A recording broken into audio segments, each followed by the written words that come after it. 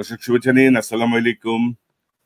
আপনাদের সবাইকে স্বাগত জানাচ্ছি আজকের অনুষ্ঠানে। আমি কনক সারোয়ার। দর্শক যেমনটি শিরোনাম দেখছিলেন যে ডক্টর মাহমুদুর রহমান তিনি রাষ্ট্রপতি শাসিত সরকারের প্রতি গুরুত্ব আরোপ করেছে। বিষয়টি ব্যাপক আলোচিত। সে বিষয়টি নিয়ে আমরা বিস্তারিত কথা বলবো। সার্বিক যে বাংলাদেশের যে অবস্থা সবগুলো বিষয় নিয়ে আমরা কথা বলতে চাই।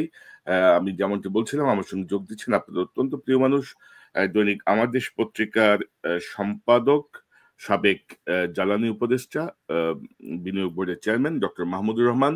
মাহমুদ ভাই, আপনাকে স্বাগত জানাচ্ছি আজকের অনুষ্ঠানে। ধন্যবাদ কনক সরোয়ার। আসসালামু আলাইকুম, কেমন আছেন আপনি? যে সেনাবাহিনী থেকে অভ্যুত্থান করে একটা স্বৈরতন্ত্র তৈরি করা এবং আর একটা সমালোচনা আছে যে প্রেসিডেন্ট হলে পরে তাকে সরিয়ে অভ্যুত্থান করে সেনা অভ্যুত্থান করা সহজ, কিন্তু পৃথিবী পাল্টে গেছে। আমাদের মনে রাখতে হবে যে এখন পৃথিবী পাল্টে গেছে। এখন কিন্তু সেনা অভ্যুত্থানের সময় আর নাই, এক নম্বর। 2 নম্বর হচ্ছে যে বাংলাদেশে আমরা যে রাষ্ট্রপতি শাসনের কথা আমার প্রস্তাবে আমি বলেছি ওই দিন রাওয়াতে, ওই ধরনের রাষ্ট্রপতি শাসিত কিন্তু বাংলাদেশে আজ পর্যন্ত হয়নি। আমি কোন রাষ্ট্রপতি শাসিতের কথা বলেছি এটা একটু ব্যাখ্যা করা দরকার, এবং ভালো হয়েছে যে আপনি প্রশ্নটা উত্থাপন করেছেন। আমি মার্কিন যুক্তরাষ্ট্রের মতো কিংবা তুরস্কের মতো কিংবা ফ্রান্সের মতো রাষ্ট্রপতি শাসিত সরকার বলেছি। আপনি মার্কিন যুক্তরাষ্ট্রে যদি আমরা দেখি, ওখানে কি হয়? ওখানে একজন প্রেসিডেন্ট নির্বাচিত হন জনগণের প্রত্যক্ষ ভোটে এবং তিনি মাত্র 2 টার্ম নির্বাচিত হতে পারেন। ইমাম ভাই, ওয়ালাইকুম আসসালাম। আমি ভালো। আপনি তো এখন টার্কিতে আছেন, আমি যতটুকু জানি আপনি টার্কির ইস্তাম্বুল তেজারত ইউনিভার্সিটিতে একটি কিনোট পেপার পড়েছেন আমাদের জুলাই বিপ্লবকে নিয়ে। সে বিষয়টি নিয়ে একটু সংক্ষেপে যদি বলেন, তারপর আমরা আপনার এই রাষ্ট্রপতি শাসিত সরকারের প্রস্তাবনাটা নিয়ে একটু বিস্তারিত জানতে চাই। আসলে এটা খুব ভালো হয়েছে যে ইস্তাম্বুলের একটা ইউনিভার্সিটি বাংলাদেশের জুলাই বিপ্লব নিয়ে একটা সেমিনারের আয়োজন করেছে, এবং গত শনিবারে এটা ছিল, আজকে শনিবার, গত শনিবারে ছিল 2 দিন ব্যাপী, শনিবার এবং রোববার। এবং সেখানে 2 জন কিনোট স্পিকার ছিলেন, তার মধ্যে একজন আমি ছিলাম, আরেকজন ছিলেন ডক্টর ইয়াসিন আক্তাই। ডক্টর ইয়াসিন আক্তাই টার্কির একজন বড় একাডেমিক স্কলার এবং তিনি প্রেসিডেন্ট এরদোগানের উপদেষ্টা। তো আমরা আমাদের মতো করে জুলাই বিপ্লবকে ব্যাখ্যা করেছি সেখানে, এবং এছাড়া 2 দিন ব্যাপী অনুষ্ঠানে অনেকগুলো পেপার ছিল। বাংলাদেশের অনেকে এসেছিলেন, বাংলাদেশ থেকে আরো কিছু ভিসিরা যোগ দিয়েছিলেন, বেশ কিছু ইউনিভার্সিটির ভাইস চ্যান্সেলররা এসেছিলেন, এবং এখানে যারা ছাত্র তারাও যোগদান করেছিল সেখানে। আর বাংলাদেশের যিনি অ্যাম্বাসেডর টার্কিতে তিনি উপস্থিত ছিলেন। তো আমার কাছে ভালো লাগলো এই জন্য যে এই প্রথম বোধহয় একটা অন্য বিদেশে কোথাও বাংলাদেশের জুলাই বিপ্লব নিয়ে এ ধরনের একটা একাডেমিক সেমিনার হলো।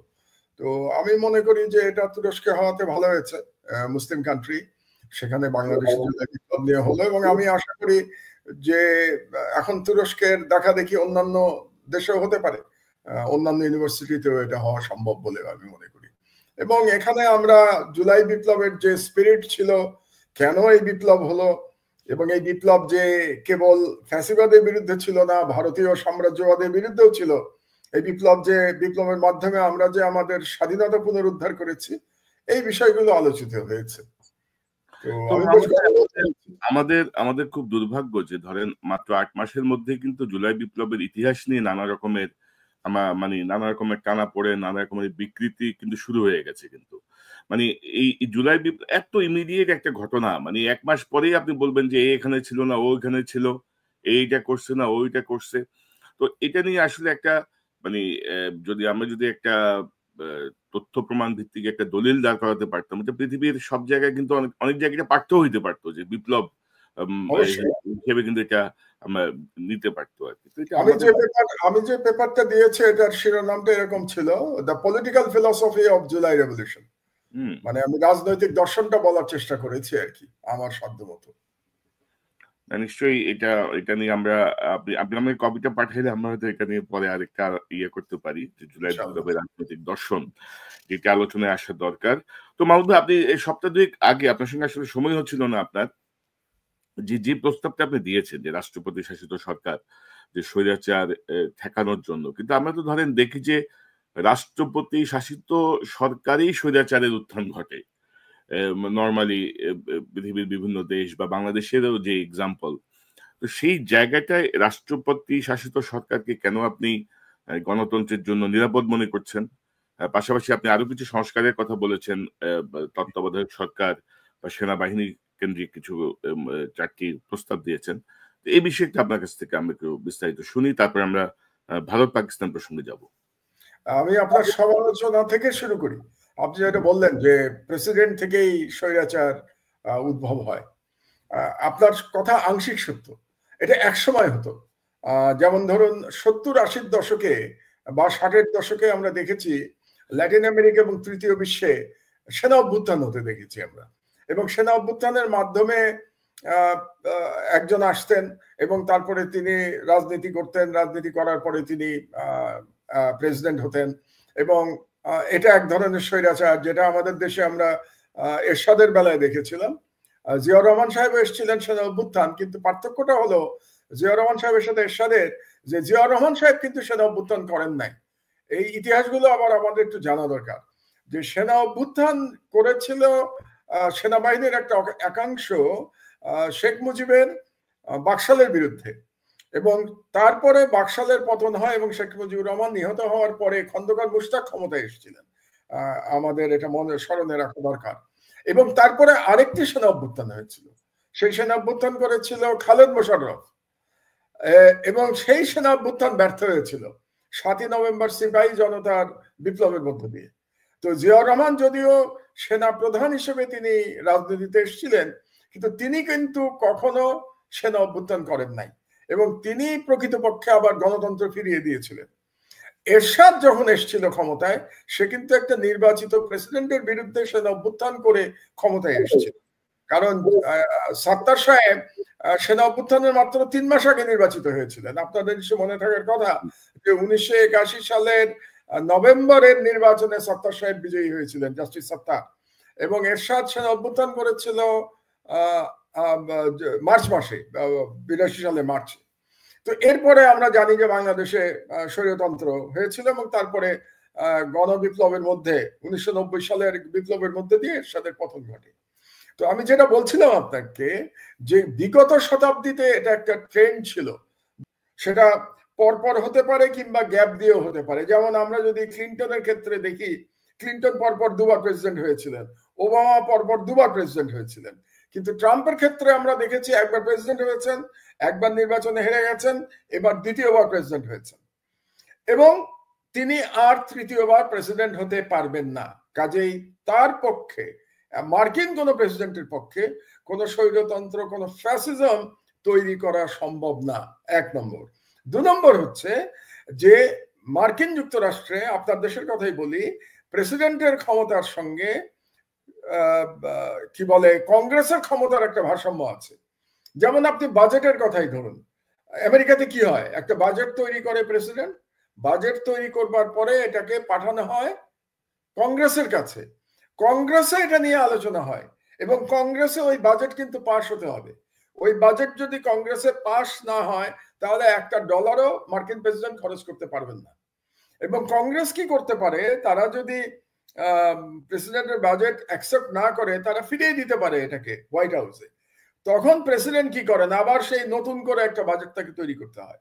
তার মানে একটা বাজেটের পয়সা খরচ করতেও কংগ্রেসের অনুমোদন লাগে, বা আমি অন্যভাবে বলতে পারি প্রেসিডেন্ট এবং কংগ্রেস 2 দলের অনুমোদন লাগে, এবং দুটা কোনো ব্যক্তি না, কিন্তু দুটা ইনস্টিটিউশন। কংগ্রেস তো কোনো ব্যক্তি না, কংগ্রেস একটা ইনস্টিটিউশন। সেরকম হোয়াইট হাউসও যদি আমরা চিন্তা করি, সেটাও একটা ইনস্টিটিউশন। কাজে 2 ইনস্টিটিউশনের মধ্যে ক্ষমতার ভারসাম্য থাকছে, এবং এই কারণে মার্কিন যুক্তরাষ্ট্রে একটা ফ্যাসিজম তৈরি করা সম্ভব না। আপনার কিন্তু মনে থাকার কথা যে ট্রাম্প কিন্তু গতবার যখন হেরে গেলেন ইলেকশনে, তিনি কিন্তু ক্ষমতা ছাড়তে চান নাই।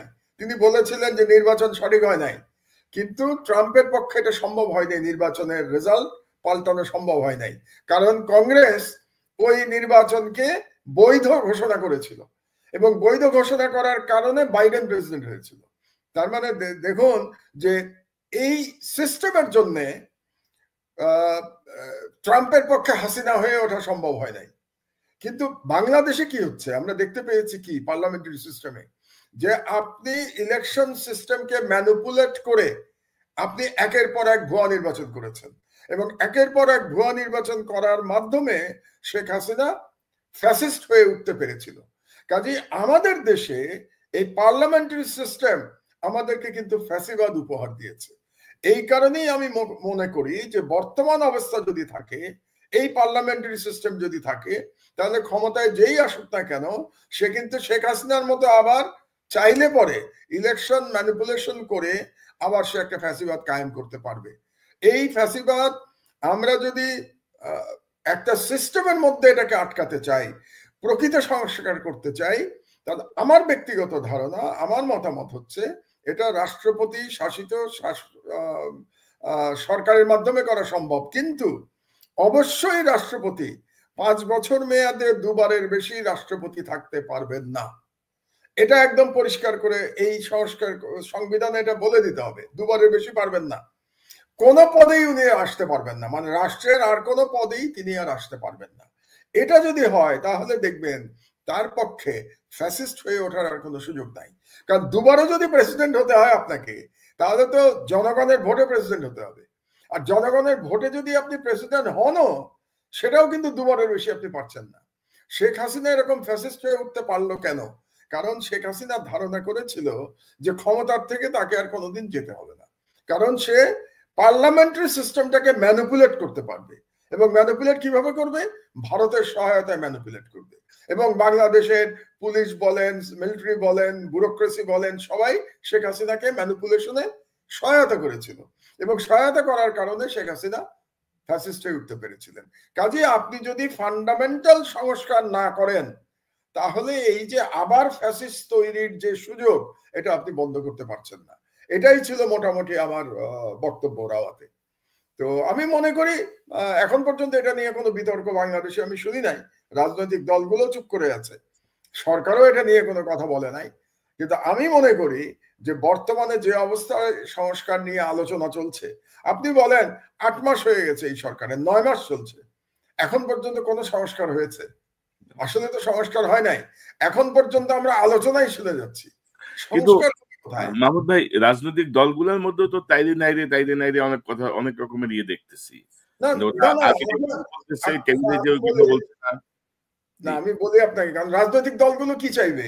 তারা চাইবে আমরাও ক্ষমতায় যদি যেতে পারি একবার, তাহলে শেখ হাসিনার মতো আমরাও এইভাবে নির্বাচন ম্যানিপুলেট করে ক্ষমতায় থাকবো। কাজে রাজনৈতিক দলের কাছ থেকে আপনি সংস্কার আশা করতে পারেন না। রাজনৈতিক দলগুলো কেন সংস্কার চাইবে বলেন? আগামী নির্বাচনে যে দল ক্ষমতায় যাবে, সে যদি বর্তমান অবস্থা ঠিক রাখতে পারে, স্ট্যাটাস কো মেনটেন করতে পারে, তাহলে সে তো বলবে আমিও হাসিনার মতো আরেকজন ফ্যাসিস্ট হব, আমিও 5 বছর পর পর ভুয়া নির্বাচনের মাধ্যমে ক্ষমতায় আসবো। কাজে রাজনৈতিক দল তো না, জনগণ সংস্কার চাচ্ছে।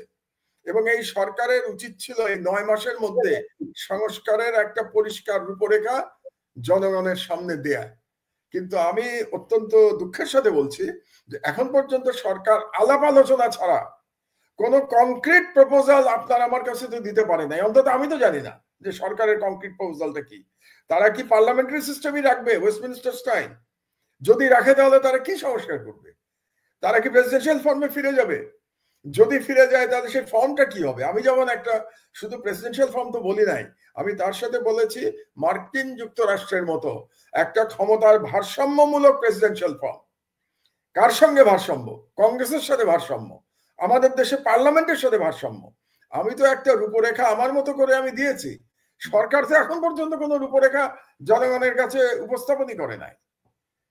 এবং আমার ব্যক্তিগত ধারণা যেভাবে চলছে, তাতে করে আদৌ কোনো সংস্কার হবে কিনা এটা নিয়েই তো আমি সন্দিহান হয়ে যাচ্ছি। না, এবং এবং সরকার যে পদ্ধতিতে যাচ্ছে সংস্কারের, মানে আমার যেটা মনে হচ্ছে যে সরকার নিজেরাও ধরেন মানে বিভিন্ন রকম ব্লেম গেম খেলতেছে, অমুক চায় না, তমুক হয় না, এটা হয় না, ওটা। আরে ভাই, আপনাদের বসানো হয়েছে এরকম একটা অভ্যুত্থানের পরে, আপনি আপনার মতো করে সিদ্ধান্ত নিয়ে আগান, জনগণ উইল ডিসাইড, তাই না?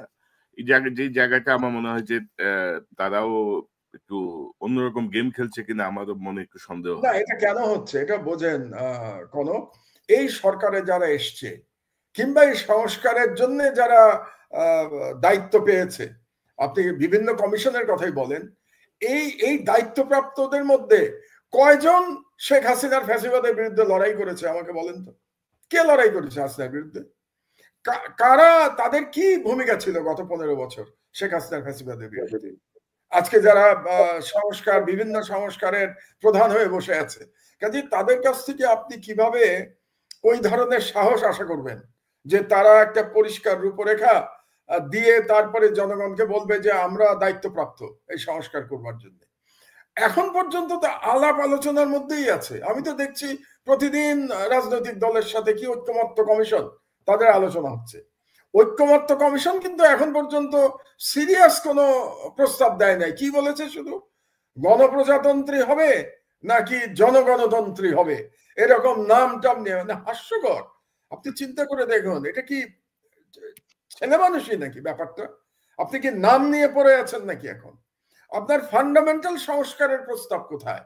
এখন পর্যন্ত সরকারের কাছ থেকে তো আমরা ফান্ডামেন্টাল কোনো প্রস্তাব পাই নাই। এটা খুব দুর্ভাগ্যজনক।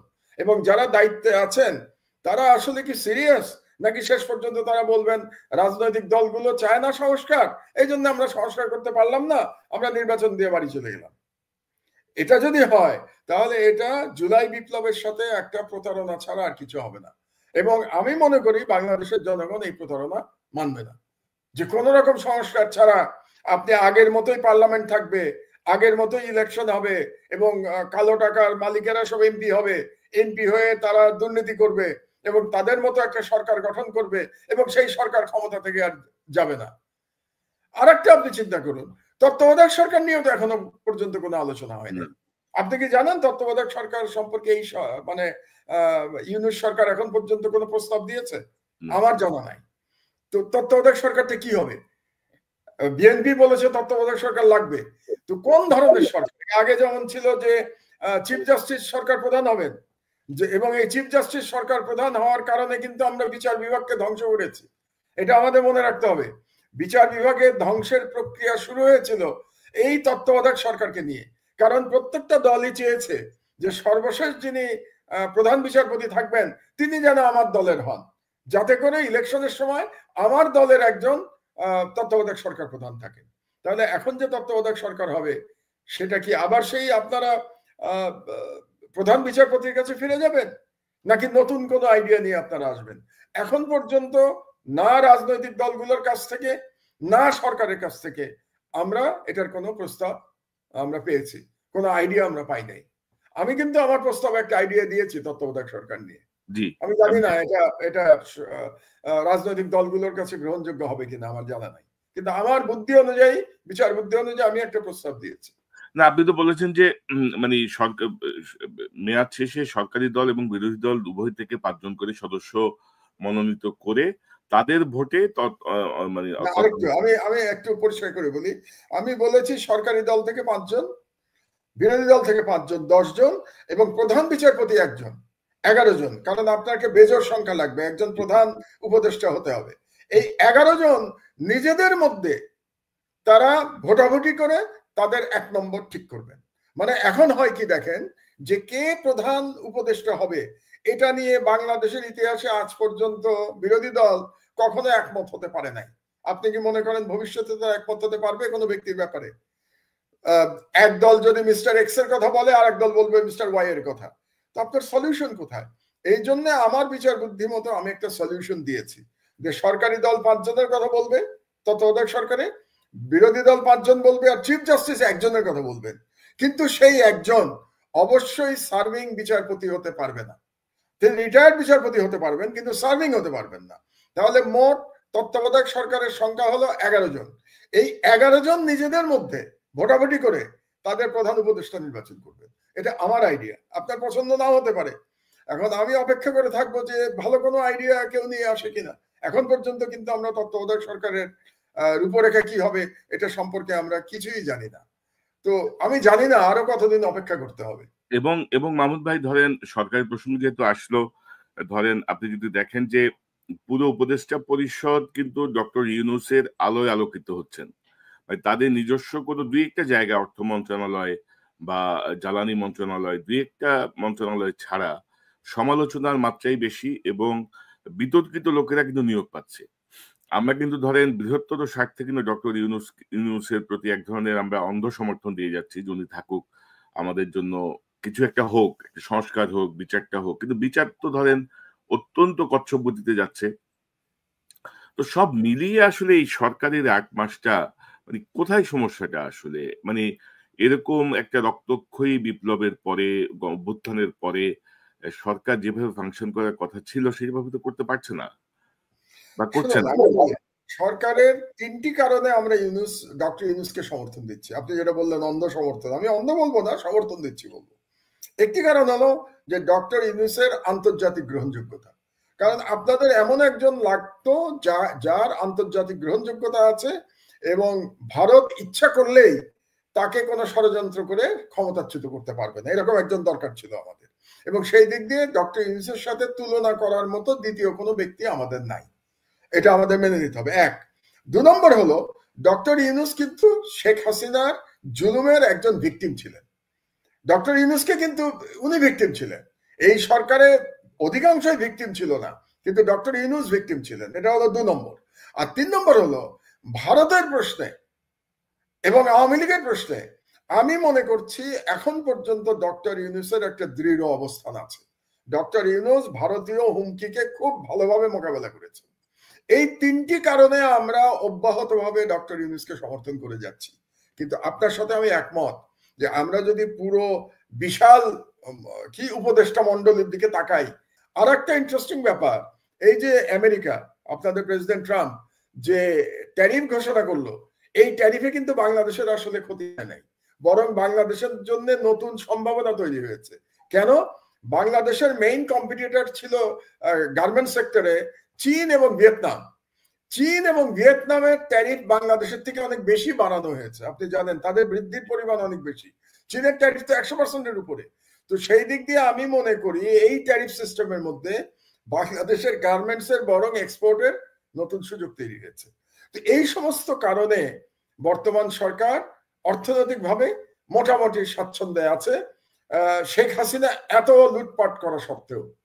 তো সেই দিক দিয়ে ডক্টর ইউনূস ভাগ্যবান এবং সরকার চালাচ্ছেন। কিন্তু মেইন যে দায়িত্ব তার ছিল, একটা দায়িত্ব ছিল তার সংস্কারটা শেষ করা, এবং দ্বিতীয় দায়িত্ব ছিল শেখ হাসিনা এবং তার যে লুটেরা এবং তার যে খুনি বাহিনী ছিল তাদের বিচার সম্পন্ন করা।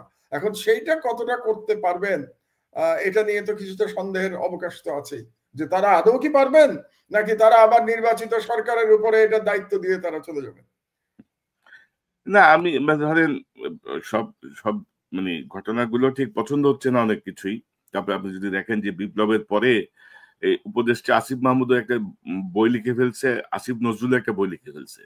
মানে কিভাবে সম্ভব? মানে এত গুরু দায়িত্ব ৮-১০টা মন্ত্রণালয় নিয়ে এরা আবার বই-টই লিখে মানে ব্যক্তিগত ক্যারিশমা জাহির করার জন্য সব প্রস্তুত আরকি। মানে যে দায়িত্ব দেয়া হয়েছে সেই জায়গাটা থেকে এটা আমার মনে হয় মাহমুদ ভাই যে ভারত পাকিস্তানের একটা খুবই নাজুক পরিস্থিতি।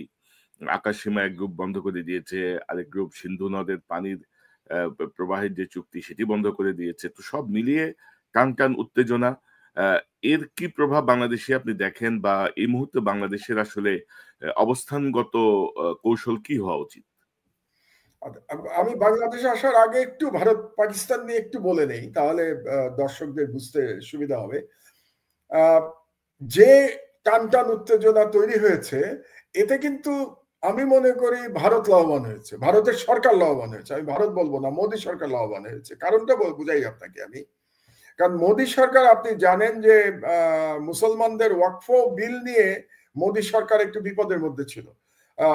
ওয়াকফ বিলের মাধ্যমে মোদী যেটা চাচ্ছিল যে সেই শত শত বছর ধরে মুসলমানদের যে সম্পত্তিগুলো ছিল বিভিন্ন কাজে, যেমন ধরেন মাদ্রাসা কিংবা মসজিদে যে সমস্ত সম্পত্তি দান করে গেছে আগের মানুষজনেরা, সেই সম্পত্তিগুলো দখল করার একটা প্রক্রিয়া শুরু করেছিল মোদী সরকার।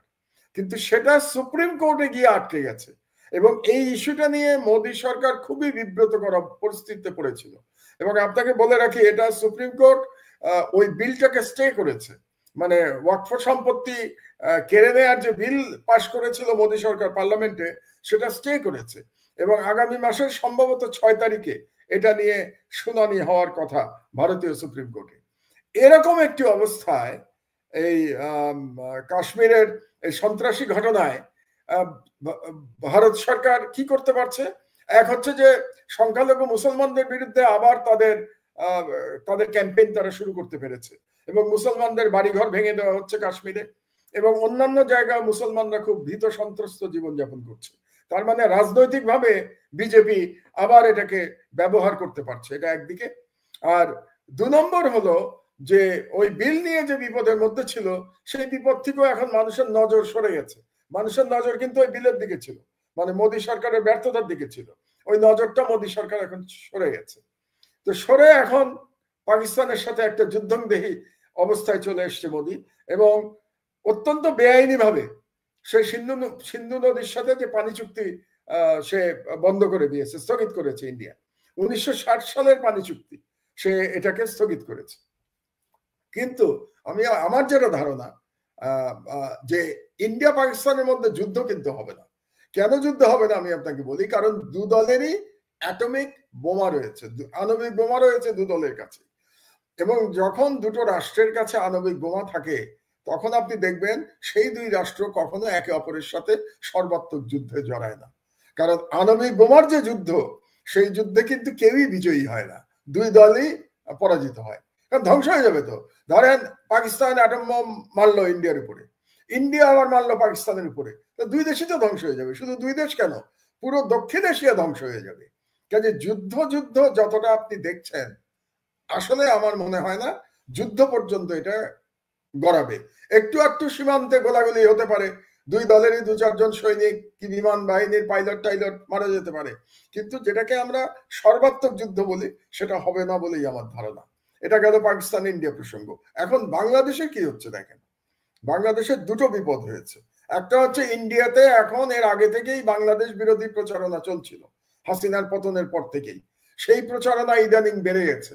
এবং আপনি জানেন ইন্ডিয়ার কোন মিডিয়া, যেটাকে গদি মিডিয়া বলে কারণ এগুলি সরকারের দালাল মিডিয়া, এই সমস্ত মিডিয়াতে ওই কাশ্মীরের ওই ঘটনার সাথে বাংলাদেশকে জড়িত করার অপচেষ্টাও করা হয়েছে এবং মিথ্যা প্রচারণা করা হয়েছে ইন্ডিয়ান মিডিয়াতে একটা। এবং বাংলাদেশে নাকি এখন কথিত বাংলাদেশিদের উপরে তাদেরকে গ্রেফতার করা হচ্ছে। আজকেরই খবর আপনাকে বলি, মোর দ্যান 1000-এর উপরে কথিত বাংলাদেশিকে গ্রেফতার করেছে ভারত, যাদেরকে বলা হচ্ছে যে তারা নাকি পাসপোর্ট ভিসা ছাড়া ভারতে গিয়ে অবস্থান করছিল। কেন করছিল আমি জানি না, কিন্তু বাংলাদেশের বিরুদ্ধে একটা সর্বাত্মক প্রচারণা ইন্ডিয়া শুরু করেছে। 1। 2 হলো আমাদের সাথে যে গঙ্গা পানি চুক্তি, এটা কিন্তু 2026 সালে শেষ হয়ে যাবে। তো আমরা যদি ভারতের চরিত্র দেখতে পাই পাকিস্তানের সাথে সিন্ধু পানি চুক্তি স্থগিত করার মাধ্যমে, তাহলে আমাদের জন্য কিন্তু দুশ্চিন্তার কারণ আছে। ভারত দেখবেন গঙ্গা পানি চুক্তি নিয়েও টালবাহানা শুরু করবে। আমি ভবিষ্যৎ বলে রাখছি আপনাদেরকে, জানি না 2026 সালে ইউনূস সাহেব থাকবেন অথবা নতুন গণতান্ত্রিক সরকার ক্ষমতায় আসবে কিনা, কিন্তু সেই সরকারকে অবশ্যই ভারতের এই গঙ্গা পানি চুক্তি নিয়ে ভারতের সাথে আবার নতুন করে লড়াই করতে হবে এবং ওরকম অবস্থা আমি একটা দেখতে পাচ্ছি। এবং যেহেতু ভারত এখন কথিত বাংলাদেশিদের বিরুদ্ধে অভিযান চালাচ্ছে ভারতে, আমি প্রস্তাব করব এই সরকারের কাছে যে বাংলাদেশেও যে সমস্ত ভারতীয়রা তাদের কাগজপত্র ছাড়া বাংলাদেশে আছে, এবং আমরা জানি অবৈধভাবে অনেক ভারতীয় বাংলাদেশে আছে, আমরা এমনও জানি যে অনেক ভারতীয় ভুয়া ন্যাশনাল আইডি কার্ড নিয়ে বাংলাদেশে আছে, বাংলাদেশে বিভিন্ন জায়গায় তারা চাকরি করছে, এদের বিরুদ্ধে আমাদের অভিযান চালানো উচিত। এবং যেহেতু বাংলাদেশের বিরুদ্ধে এই ধরনের মিথ্যা প্রচারণা চলছে, কাজে বাংলাদেশ সরকারের উচিত হবে এখনই বাংলাদেশেও একই রকম অভিযান পরিচালনা করা, প্রত্যেকটা ইন্ডাস্ট্রিগুলিতে দেখা যে সেখানে কোনো ভারতীয় নাগরিক অবৈধভাবে চাকরি করছে কিনা, কিংবা বিভিন্ন ডিস্ট্রিক্টেও আমাদের এগুলো দেখা উচিত। এবং মানে এগুলো খুবই দুর্ভাগ্যজনক আমাদের জন্য। পাশাপাশি আপনার বিরুদ্ধে একটা মামলা হয়েছে, মানে স্বাধীন বাংলাদেশে আপনার বিরুদ্ধে একটি প্রথম মামলা হয়েছে। স্বাধীন বাংলাদেশের প্রথম মামলা আর কি, প্রথম মামলা। স্বাধীন বাংলাদেশে আমি কিন্তু জেল খেটেছি 5 দিন জেলে ছিলাম। সিদ্ধ ধরেন মামুদ ভাই, একটা অদ্ভুত ব্যাপার দেখছি যে ধরেন মেঘনা গ্রুপ একটা করাপ্টেড গ্রুপ এবং 71 টেলিভিশন তারা চালিয়েছে টানা ধরেন 10-12 বছর 71 টেলিভিশন দিয়ে তারা এই ফ্যাসিজমকে শক্তিশালী করেছে, বিরোধী দলকে এবং দমন ভারতের দালালি করেছে, সরাসরি ভারতের দালালি করেছে। এবং 5ই আগস্টের পরে আসলে বিএনপির কিছু নেতার বদন্যতায় বা বিনিময়ে, অনেক কিছুর বিনিময়ে 71 টিভি চালু ছিল। তো সেই 71 টিভির যে মেঘনা গ্রুপের যে মালিকানা, সেই মালিকানা নিয়ে আপনি রিপোর্ট করেছেন আপনার পত্রিকায়, সেটি নিয়ে মামলা হয়েছে। এবং আনফরচুনেটলি আমি দেখলাম যে আপনি যেটি বলছিলেন যে স্বাধীন বাংলাদেশে যে আপনি জেল খেটেছেন, তখন কিন্তু আমরা কোনো সহযোগিতা দেখি নাই, উদার উদার কোনো দৃষ্টিভঙ্গি দেখি নাই। আপনার মামলা কোর্ট একসেপ্ট করে নিয়েছে, সেখানে কিছু দেখি নাই। পাশাপাশি কিন্তু আমি যদি দেখি যে বিতর্কিত সাংবাদিক ধরেন মুন্নি সাহা বা আরো অনেককেই কিন্তু পুলিশ অ্যারেস্ট করে আনে, সেখান থেকে আবার ছেড়ে দেয়া হয়। তো এই যে অবস্থাটা আপনি কিভাবে দেখেন আর কি? এবং প্রথম আলো বা ডেইলি স্টার নিয়ে আমরা যখন কথা বলেছি, আমি, ইলিয়াস, পিনাকিদা, আমরা যখন কথা বলেছি, তখন বিএনপি মহাসচিবের গণমাধ্যমের উপর হস্তক্ষেপ, স্বাধীনতার হস্তক্ষেপে একেবারে যান পরাণ বের হয়ে গেছে। তো এখন আমি মানে বিএনপি বা রাজনৈতিক দল বা সুশীল সমাজে কোনো প্রতিক্রিয়া কি আমার দেশ পেয়েছে, বা আপনি এই বিষয়টাকে কিভাবে দেখেন আপনার আপনার মতো করে একটু জানি যদি।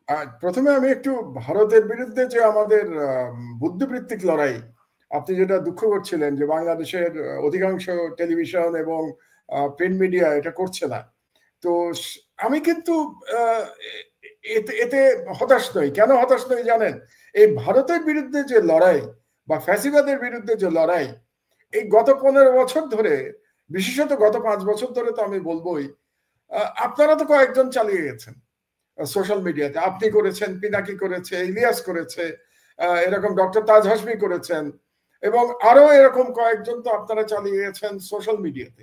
তখন তো বাংলাদেশের মিডিয়া তো একেবারেই গদি মিডিয়ার মতো ভারতের সব হাসিনার মিডিয়া ছিল এবং ভারতীয় মিডিয়া ছিল। কিন্তু শেষ পর্যন্ত আপনারাই সফল হয়েছেন এবং আপনারা কিন্তু আজ পর্যন্ত লড়াই চালিয়ে যাচ্ছেন। আমার ভরসার জায়গাটা সেখানেই। কোনো যতক্ষণ পর্যন্ত আপনাদের মতো মানুষেরা সোশ্যাল মিডিয়াতে এভাবে সাহসের সাথে লড়াই চালিয়ে যেতে পারবেন ভারতীয় হেজেমনি আর এই হাসিনার ফ্যাসিবাদের বিরুদ্ধে, ততক্ষণ পর্যন্ত আমি আশাহত হব না। এটা হলো আমার 1 নম্বর কথা। এবং আপনাদেরকে আমি ধন্যবাদ জানাই যে আপনারা এত চাপের মধ্যে থেকেও, এবং কোন রাজনৈতিক দল আপনাদের পাশে এসে দাঁড়ায় নেই, এটা সত্ত্বেও আপনারা আপনাদের লড়াই, আদর্শ আপনারা অক্ষুণ্ণ রাখতে পেরেছেন। আর দ্বিতীয় যে কথাটা, বাংলাদেশে দেখুন, এই যে আপনি যাদের কথা বললেন, প্রথম আলো বিরুদ্ধে পিনাকি কিছু কথা বলেছিল, ইলিয়াস কিছু কথা বলেছিল, এবং এক ধরনের শান্তিপূর্ণ প্রতিবাদ হচ্ছিল, এবং সে কারণে বাংলাদেশের বৃহত্তম দলের মহাসচিব অত্যন্ত মানে আবেগের বশবর্তী হয়ে তিনি অনেকগুলো কথা বলেছিলেন। কিন্তু আমার দেশের বিরুদ্ধে মামলা হয়েছে, এ ব্যাপারে কিন্তু কারো মুখে এখন পর্যন্ত কোনো কথা আপনি নিশ্চয়ই শোনেন নাই, আমিও শুনি নাই। তবে জনগণ কিন্তু দাঁড়াচ্ছে, সারা দেশের জনগণ এটার প্রতিবাদে মাঠে নেমেছে। আর এই মামলাটা নিয়ে আমি মামলার মেরিট নিয়ে কিছু বলতে চাই না, কারণ এটা সাব জুডিস। শুধু আপনাকে একটা কথা বলে রাখি, আমরা যে নিউজটা ছাপিয়েছি মেঘনা গ্রুপের বিষয়ে, সেটা কিন্তু সরকারি নথি থেকে। আমরা কোনো কমেন্ট করি নাই, মানে কোনো সাংবাদিকের কোনো কমেন্ট সেই নিউজের মধ্যে নাই। প্রত্যেকটা ইনফরমেশন সরকারি নথি থেকে আমরা কোট করেছি, যেটা সাংবাদিকের দায়িত্ব। যে সরকার মেঘনা গ্রুপের বিরুদ্ধে তদন্ত চালাচ্ছে, তো আপনি একজন সাংবাদিক হিসেবে কনক, আপনি খুব পুরনো সাংবাদিক, বাংলাদেশের কোন গ্রুপের বিরুদ্ধে সরকার যদি তদন্ত চালায়, তো আপনি সেটা প্রকাশ করবেন না আপনার মিডিয়ায়? তো এটা তো আপনার কর্তব্য প্রকাশ করা। এই প্রকাশ করার জন্য আমার দেশের বিরুদ্ধে, আমার বিরুদ্ধে এবং আমার কলিগদের বিরুদ্ধে মামলা হয়েছে। তা আমাকে তো মামলার ভয় দেখিয়ে লাভ নাই। 5 বছর তো জেল খেটেছি, কোন মামলার সংখ্যা তো আমার 125টা, তো না হয় আরো একটা মামলা হলো, তাতে আমার কি যায় আসে, আমি কোর্টে দেখবো। কিন্তু মজার ব্যাপার অন্য জায়গায়, আপনি শুনলে অবাক হবেন। এই যে মামলাটা হয়েছে, মামলার সমন আমার কাছে আসা এবং নিউজের যেদিন ছাপা হয়েছে, তার মধ্যে কয়দিন গ্যাপ ছিল জানেন? মাত্র 5 দিন। মানে আজকে মামলা হয়েছে, 5 দিনের মধ্যে সেই আজকে নিউজ ছাপা হয়েছে, 5 দিনের মধ্যে সেই নিউজ কোর্টে আমলে নিয়ে আমার বিরুদ্ধে সমন ইস্যু করা হয়ে গেছে। আপনি কি মনে করেন বাংলাদেশের কোন মামলার ক্ষেত্রে এটা সম্ভব? কিন্তু এই ক্ষেত্রে এটা হয়েছে।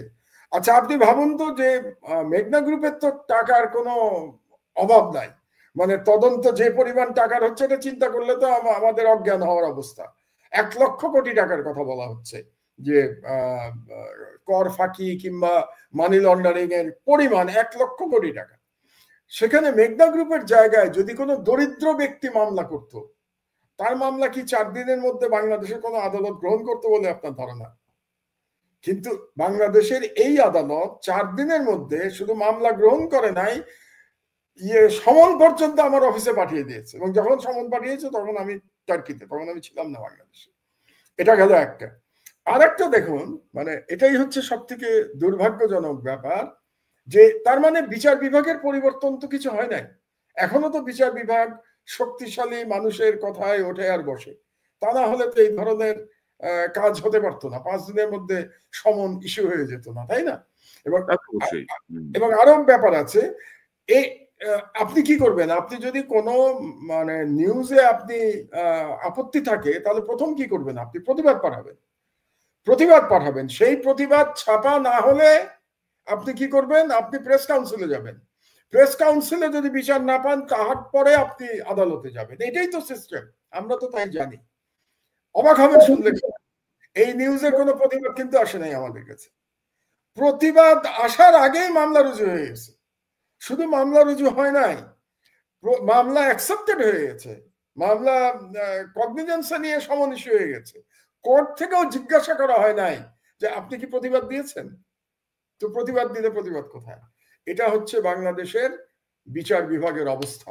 এখন আমি জানি না, আইনমন্ত্রী তো জুলাই বিপ্লবে জড়িত ছিলেন, আসিফ নজরুল সাহেব, আপনি বললেন উনি বই লিখেছেন জুলাই বিপ্লব নিয়ে।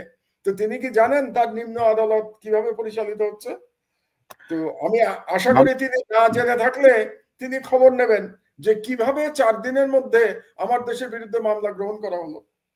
মাহমুদ ভাই, উনি সবই জানেন এবং সবই ওনার ইশারাতেই হচ্ছে। মুন্নি সাহা সাউন্ডের কিছু হয় না। পাশাপাশি আপনি জানেন যে সাম্প্রতিক সময় আমি একটা প্রোগ্রাম করি, আমার ফেসবুকে একটা পোস্ট দিয়েছি, ওই যে ডেস্টিনির চেয়ারম্যান জেনারেল হারুন, মানে তার সাথে আসামি সবাই 12 বছর 3 মাস করে জেল খাটছে। 12 বছর সাজা, 3 মাস অতিরিক্ত খাটছে। আর জেনারেল হারুন 58 দিন জেল খেটে জামিন পেয়ে বের হয়ে গেছে। এবং এর আগে 7 দিন জেলে ছিল, মানে প্রথম যখন আত্মসমর্পণ করে সবাই। তো তার মানে তার টোটাল জেলের লাইফ হচ্ছে 58 প্লাস 7 দিন, আর অন্যদের হচ্ছে 12 বছর 3 মাস। এই হচ্ছে আইনের শাসন। এবং এই ক্ষেত্রে হচ্ছে ওনার বয়স বেশি, ওনার হাঁটুতে ব্যথা, ওনার কোমরে ব্যথা, বুঝছেন তো? এই হচ্ছে আইনের শাসনের অবস্থা। ওই যে আমরা বলি না, বিচার নাকি সবার জন্য সমান, নাকি বলি আইন সবার জন্য সমান। দেখা যাচ্ছে আইন সবার জন্য সমান না। এটাই সত্য কথা। সবকিছু আদিষ্ট এবং নির্দেশিত। এবং আপনার বিরুদ্ধে মামলাটা টেস্ট কেস, আমরা আশা করি আমাদের বিরুদ্ধে আরো কিছু মামলা শুরু হবে আর কি। আপনাদের দিয়ে শুরু হয়েছে, তো এখন আস্তে আস্তে আমাদেরকেও ঢোকাবে আর কি। আমরা প্রস্তুত আছি। আসিফ নজরুল, মানে হাসিনারে গুনলাম না ভাই, হাসিনারে পাত্তা দিলাম না 2 পয়সার। এখন আসিফ নজরুলদেরকে আমার করতে হবে, মানে মানতে হবে তাদের সকল কিছু অন্যায়, তাদের সবকিছু মেনে সহ্য করে যেতে হবে। এই অবস্থা আমরা এখন, ইনশাল্লাহ এই অবস্থা কখনো ঘটবে না বাংলাদেশে, আমাদের ক্ষেত্রে অন্তত। আমি একটা বলতে পারি, এবং আপনাদের প্রতি আমার বিশ্বাস আছে, যে আমাদের যে লড়াই, সেই লড়াই তো ক্ষমতার জন্য এই লড়াই তো ছিল না। এই লড়াই তো ছিল একটা আদর্শের জন্য লড়াই ছিল, তাই না? আমরা আদর্শের জন্য লড়াই করেছি, বাংলাদেশের জনগণের অধিকারের জন্য লড়াই করেছি, গণতন্ত্রের জন্য লড়াই করেছি, এবং বাংলাদেশের সার্বভৌমত্বের জন্য লড়াই করেছি। এবং এই লড়াই করেই তো 71 বছর বয়স পার করেছি। এবং এই লড়াই আল্লাহ যেন মৃত্যু পর্যন্ত আমাদেরকে তৌফিক দেন এই লড়াইটা অব্যাহত রাখার জন্য। না, ইনশাল্লাহ মাহমুদ ভাই, ইনশাল্লাহ এভাবেই চলবে। কোনো দেশের প্রশ্নে কোনো আপোষ নেই। আমাদের লড়াইটা তো দেশের জন্য, আমাদের লড়াইটা তো কোনো দল বা পার্টিকুলার পার্সনের জন্য না। এবং ডক্টর ইউনূস যদি আমরা কিন্তু বারবার বলছি, ডক্টর আসিফ নজরুল গং সহ একটা গ্রুপ, যাদেরকে আমরা বলছি যে আপনি সরান, দেশের স্বার্থে সরান, আপনার সরকারের স্বার্থে সরান, উনি কিন্তু শুনছেন না। তো এই জিনিসটা কিন্তু ওনার মানে জন্য খুব বুমেরাং হয়ে যাওয়ার সম্ভাবনাই আমরা দেখছি, আশঙ্কাই আমরা দেখছি আর কি ওনার প্রতি। আরেকটা জিনিস বুঝতে হবে কনক, যে এই সরকারের চরিত্রটা কিন্তু আমাদেরকে বুঝতে হবে। আমি কিন্তু কিছুক্ষণ আগে ডক্টর ইউনূসের প্রশংসা করেছি 3টি কারণে, কিন্তু তারপরেও এই সরকারের চরিত্রটা কি? চরিত্র হচ্ছে এই সরকার সুশীল সরকার, এবং সেই সরকার এনজিও নিয়ন্ত্রিত সরকার।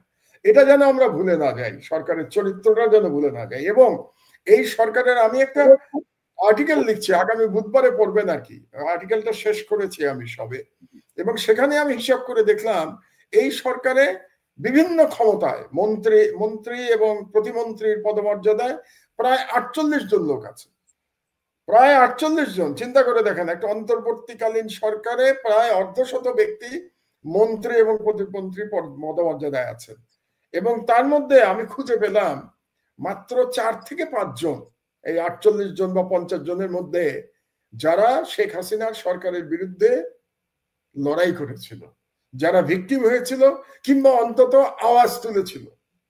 90% শেখ হাসিনার সরকারের সময় হয় নীরব ছিল অথবা সুবিধাভোগী ছিল। তো that is the character of this government, আমরা এটা যেন ভুলে না যাই। কিন্তু দুর্ভাগ্যবশত, আপনি কি রাজনৈতিক যে সরকার আসবে ইলেকশনের পরে, আপনি কি মনে করেন তারা আসলেও এই সুশীলদের খপ্পর থেকে তারা বেরোতে পারবে? আপনি তো একটু আগে আপনি যে প্রশ্নটা করলেন, আমি অন্যদিকে চলে গেছিলাম সন্তোষ শর্মা নিয়ে। এই সন্তোষ শর্মার মতো লোকদের নিয়ে তো এখনই টানাটানি শুরু হয়েছে, তাই না? আমরা বিএনপির অনুষ্ঠানেও তাকে দেখতে পাচ্ছি, আবার জামাতের অনুষ্ঠানেও তাকে দেখতে পাচ্ছি।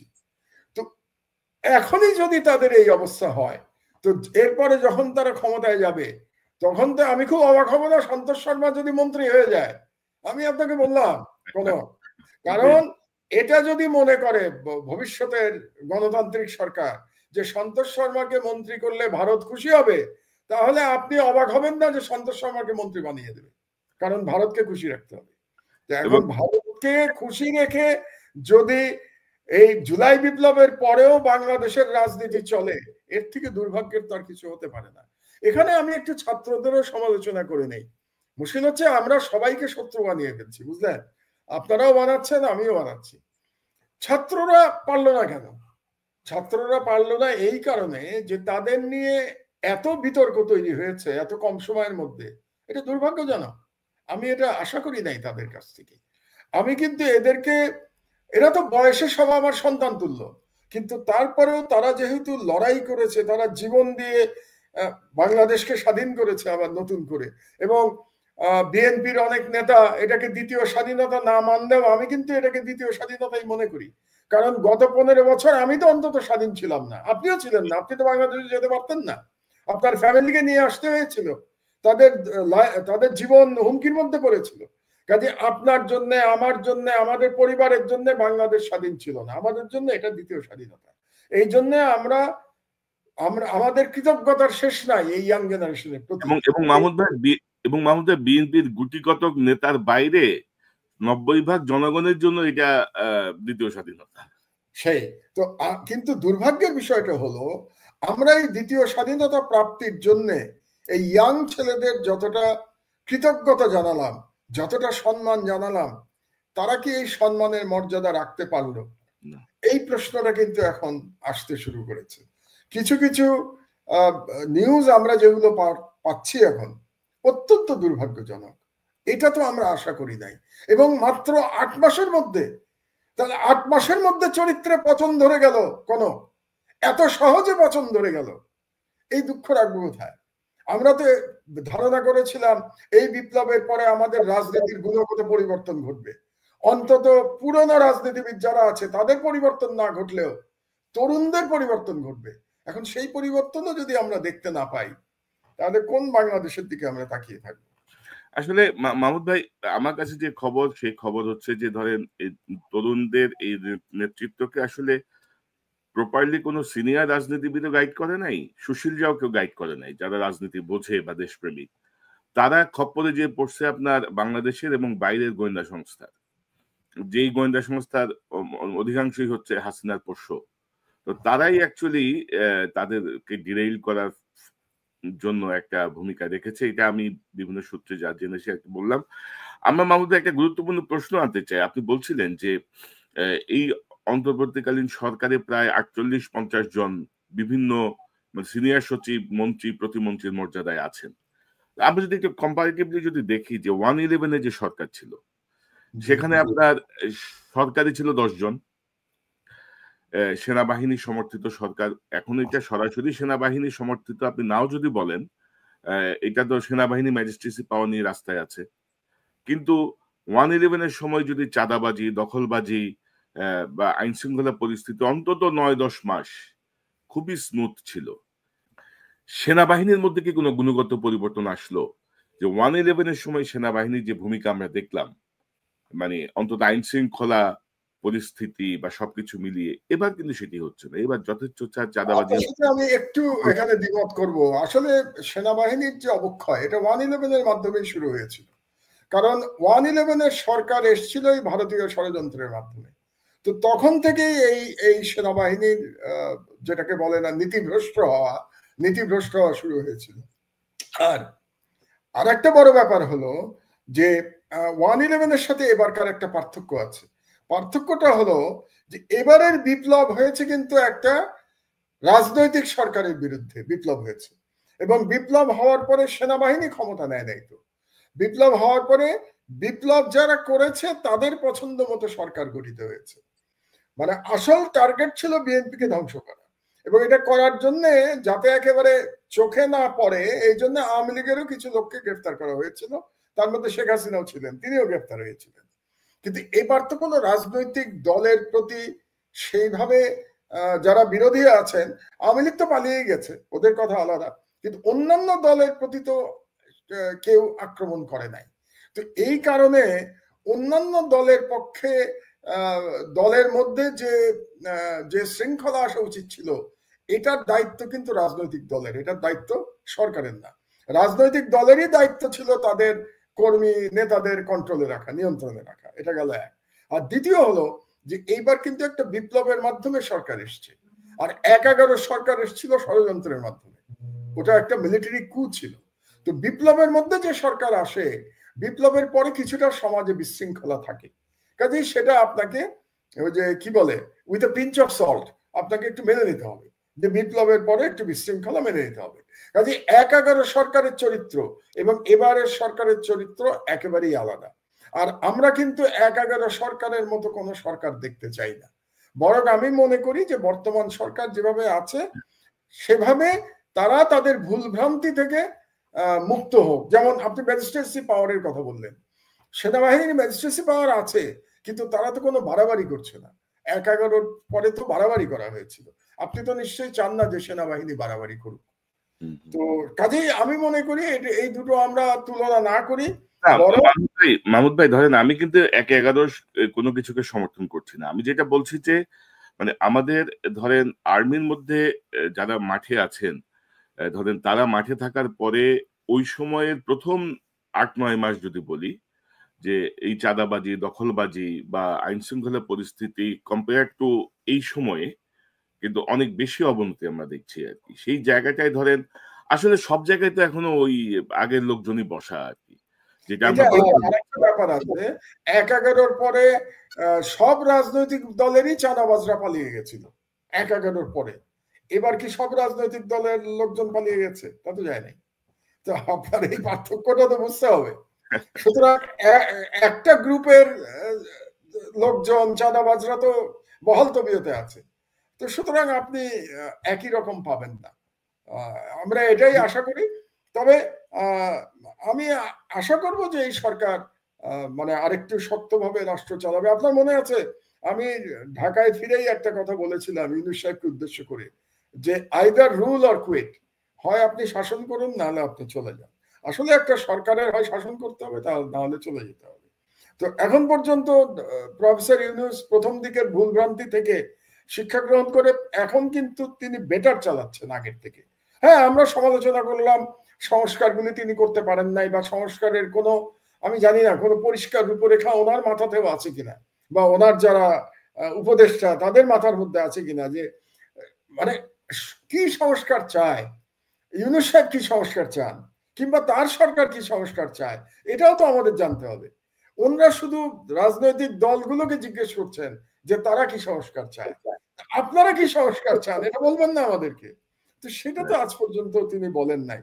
আমি যেটা আশা করব যে ধরেন ইউনূস সাহেব বলেছেন যে ডিসেম্বর থেকে জুনের মধ্যে নির্বাচন হবে। তা আমি ইউনূস সাহেবের কথায় আস্থা স্থাপন করতে চাই যে ডিসেম্বর থেকে জুনের মধ্যে নির্বাচন হবে, এবং নির্বাচনে যে সরকার আসবে সেই সরকার একটা ভালো শাসন উপহার দেবে বাংলাদেশকে, এটা আমি আশা করতে চাই। কিন্তু সেই সরকার আসার আগে দুটো কাজ করতে হবে। বিচার সম্পন্ন করতে হবে। অন্তত যারা গণহত্যার জন্য দায়ী, যারা বাংলাদেশের অর্থনীতি ধ্বংস করবার জন্য দায়ী, তাদের বিচার সম্পন্ন হতে হবে, এটা এক। আর দুই, অন্তত একটা সংস্কারের ব্যাপারে ঐক্যমত হতে হবে। কোন সংস্কার? যে সংস্কারের ফলে আমরা কনফার্ম করতে পারবো যে আবার হাসিনার মতো আর এক স্বৈরাচার বাংলাদেশে মাথা ছাড়া দিয়ে উঠবে না। এই দুটো বিষয়ে যদি ঠিক না করে নির্বাচন দেওয়ার সুযোগ প্রফেসর ইউনূসের নাই।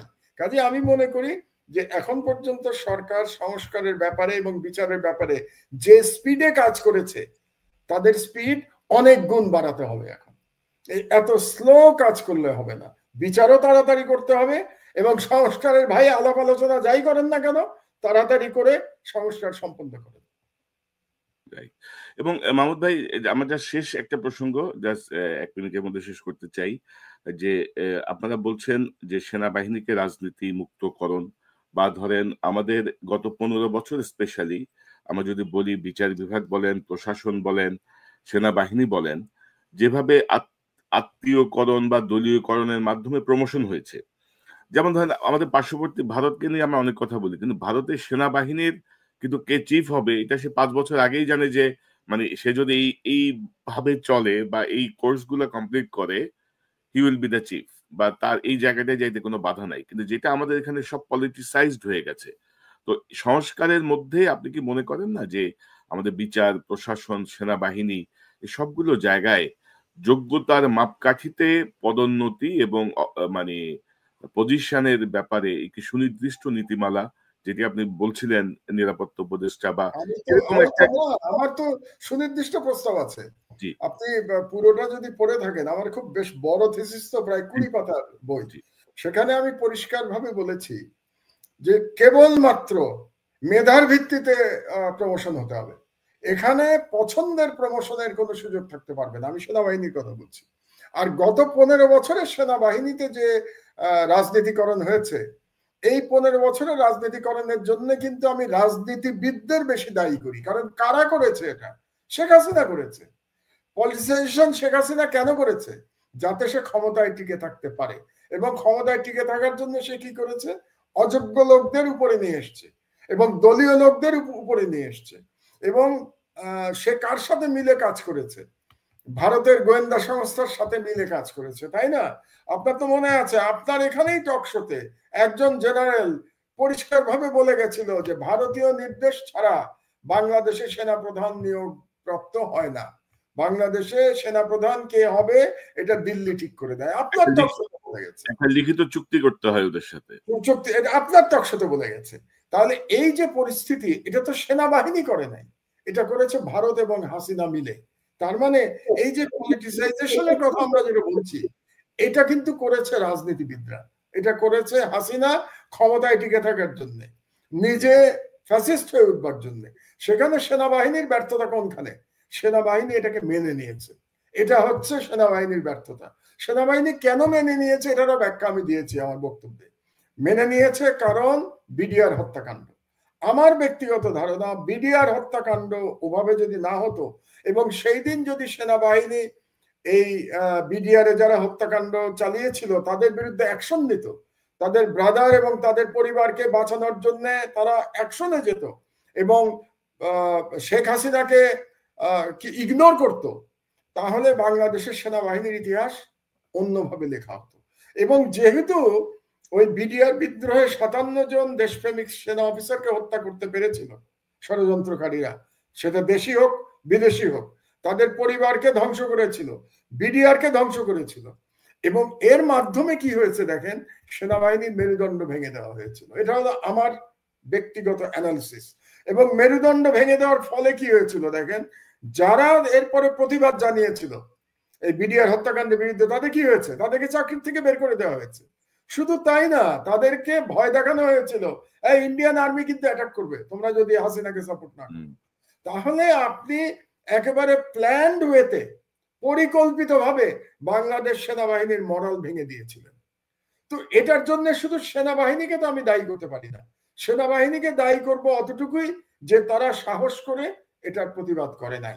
তারা যদি অ্যাজ অ্যান ইনস্টিটিউশন এটার প্রতিবাদ করত, তাহলে শেখ হাসিনা এইভাবে 15 বছর তার ফ্যাসিস্ট শাসন ব্যবস্থা চালাতে পারত না। তো কাজেই আমি ওখানেই এই প্রস্তাবটাই করেছি, এবং এই কারণেই আমি বলেছি যদি আপনার সেনাবাহিনীর রাজনীতিকরণ ঠেকাতে হয় তাহলে বাংলাদেশের সরকার ব্যবস্থার পরিবর্তন করতে হবে। সরকার ব্যবস্থার পরিবর্তন মানে আমি বলেছি প্রেসিডেন্সিয়াল ফর্মে আসতে হবে, এবং প্রেসিডেন্সিয়াল ফর্মে এসে প্রেসিডেন্ট যখন সরাসরি সেনাবাহিনীকে নিয়ন্ত্রণ করতে পারবেন, এবং কোন প্রেসিডেন্ট যিনি জনগণের ভোটে নির্বাচিত হবেন, সেরকম একটি প্রেসিডেন্ট যখন সেনাবাহিনীর গার্ডিয়ানের ভূমিকা পালন করতে পারবেন, আমার মনে হয় তখন আমরা একটা সাহসী এবং দেশপ্রেমিক সেনাবাহিনী তৈরি করতে সক্ষম হব। কাজে আপনি রাষ্ট্রের যদি সংস্কার না করেন, মানে রাষ্ট্র ব্যবস্থার সংস্কার যদি না করেন, তাহলে আমার আর্গুমেন্ট হচ্ছে যে আপনি সেনাবাহিনীর সংস্কার করতে পারবেন না। আপনি শুধু সেনাবাহিনীর সংস্কার আলাদাভাবে করতে পারবেন না যতক্ষণ না পর্যন্ত আপনি রাষ্ট্র ব্যবস্থার সংস্কার করতে পারবেন। এটাই হচ্ছে আমার মূল কথা। ওটাই এখন ধরেন আমরা আসলে জুলাইয়ের বিপ্লবের মধ্য দিয়ে যেই সুযোগটা পেয়েছি, সুযোগকে যদি আমরা কাজে লাগাতে না পারি, আর ডক্টর ইউনূস যদি কচ্ছপ গতিতে মানে ওনার এই কি বলবো অকর্মণ্য এক গ্রুপ উপদেষ্টাদেরকে নিয়ে যদি এগোতে থাকেন, আসলে এই বিপ্লবের ধারাও ব্যাহত হবে এবং আমরা আমাদের কাঙ্ক্ষিত লক্ষ্যেও আসলে পৌঁছাতে পারবো না। ডক্টর মাহমুদুর রহমান, আপনাকে অসংখ্য ধন্যবাদ। আমরা অনেক মূল্যবান আলোচনা শুনলাম আপনার কাছ থেকে। সংশ্লিষ্ট জায়গায় যদি একটু বোঝে বিষয়গুলো ভালো, আর না বুঝলে আসলে তো কিছু করার নাই। পরিস্থিতি যেদিকে যাচ্ছে ৮-৯ মাসে যে এত শ্লথ গতিতে যাচ্ছে, এটা কোনোভাবেই কাম্য না। কারণ মানুষও আস্তে আস্তে অধৈর্য হয়ে যাবে। শুধু দ্রব্যমূল্য নিয়ন্ত্রণে রাখা বা বিদ্যুতের নিরবিচ্ছিন্ন বিষয়টা হয়তো মানুষকে খুশি রাখছে, কিন্তু ওভারঅল জায়গাটায় যদি সংস্কার না হয় তাহলে মূল লক্ষ্যই আমাদের ব্যাহত হবে, সেটি আমরা চাই না। মাহমুদুর, আপনাকে অসংখ্য ধন্যবাদ। নিশ্চয়ই আপনি যদি একটু নিয়মিত আসেন, একটু নিয়মিত বিরতিতে, আমার গ্যাপটা অনেক বেশি হয়ে যাচ্ছে আপনার সাথে। আমি একটু ব্যস্ততার মধ্যে ছিলাম, তবে একটা শেষ কথা বলতে চাই আমি। জি, জুলাই বিপ্লবের উদ্দেশ্য কিন্তু এই নিরবিচ্ছিন্ন বিদ্যুৎ কিংবা দ্রব্যমূল্য নিয়ন্ত্রণ ছিল না। জুলাই বিপ্লবের প্রকৃত উদ্দেশ্য ছিল রাষ্ট্রে এমন একটা সংস্কার করা যে সংস্কারের মাধ্যমে শেখ হাসিনার ফ্যাসিবাদ আর কোনোদিন যেন বাংলাদেশে মাথাছাড়া দিয়ে উঠতে না পারে, এবং ভারতীয় হেজেমনি যেন আবার বাংলাদেশে কোনোভাবে প্রবেশ করতে না পারে। এটাই ছিল political philosophy of July revolution. আমরা যেন এটা ভুলে না যাই। কাজেই প্রধান দুটো কাজ আপনি যদি না করেন, আমি ডক্টর ইউনূসকে উদ্দেশ্য করে বলছি, প্রধান দুটো কাজ আপনি যদি না করে আপনি ক্ষমতা থেকে বিদায় নেন, তাহলে আমি বলবো আপনি আপনার দায়িত্ব পালন করতে পারেন নাই। কাজেই এই সংস্কার এবং শেখ হাসিনার বিচার, এটা শেষ করে ডক্টর ইউনূসকে যেতে হবে, এবং তাহলে আমরা বলবো যে জুলাই বিপ্লবের শহীদের রক্ত বৃথা যায় নাই। জি, মাহমুদুর, আপনাকে অসংখ্য ধন্যবাদ। দর্শক, এতক্ষণ যে অনুষ্ঠান শুনলে নিশ্চয়ই আপনার এই আলোচনা মর্মার্থ উপলব্ধি করতে সক্ষম হবেন। অনেকগুলো প্রসঙ্গ নিয়ে আমরা কথা বললাম। আমাদের মূল লক্ষ্য দেশ, কোনো দল, ব্যক্তি, কারোর প্রতি অনুরাগ বা বিরাগের বশবর্তী হয়ে আমরা কোনো কাজ করছি না, আমরা কিছু বলছি না। আমরা যা বলছি আমাদের দেশের মঙ্গলের জন্য। যে ১৪০০ ছাত্র জীবন দিয়েছে, যে প্রায় ৪-৫০০ অন্ধ হয়ে গেছে, ৪-৫০০ পঙ্গু হয়ে গেছে, তাদের যেই পরিকল্পনা এই দেশকে ঘিরে আমরা যদি একটি সংস্কার বা ফ্যাসিবাদের বিচার সম্পন্ন করতে না পারি, তাহলে সকল লক্ষ্যই ব্যাহত হবে, যে ডক্টর মাহমুদুর রহমান বলছিলেন।